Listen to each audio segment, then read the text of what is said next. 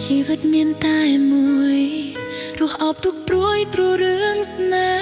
ហា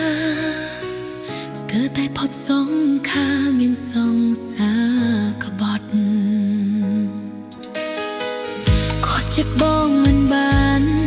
คงក្រានមិនជោគជោគបងមិនចិត្តសង្ឃឹងបេះដូងពុតវងមិនដែរជន់តូចតន់មិនខ្វាយខ្វល់មិនយល់ខ្លួនធ្លុបសាងកំហុសបងធ្លាប់បានធ្វើខុសក្បត់អូនម្ដង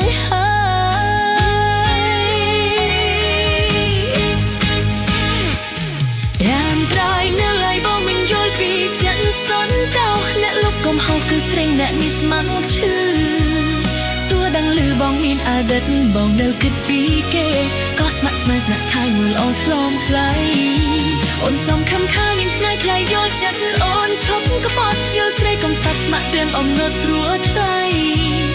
តែនិស្ស័យចូលពីកំណើតមកហាចរណៃអូនគ្មានខ្លាចគេក្រៃចិត្តថ្លៃបានឡើយចុងក្រោយក្បត់ទៀត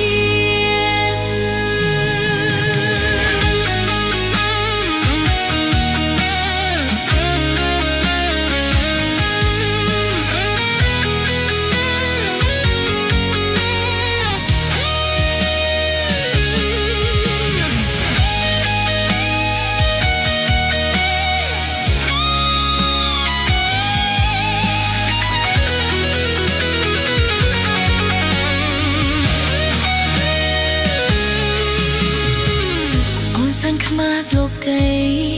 ខ្មាស់ទាំងមេឃដីខ្មាស់រូបម្ចាស់ស្នេហ៍ជាមនុស្សលួចគេដែរជួបស្មាយមិនស្ងប់ធូលងួអាតថ្មាត់ពុតចាន់លេតាហានខាទ្រាំលើនៅបបានជឿជ្រើស្កេចោលអូ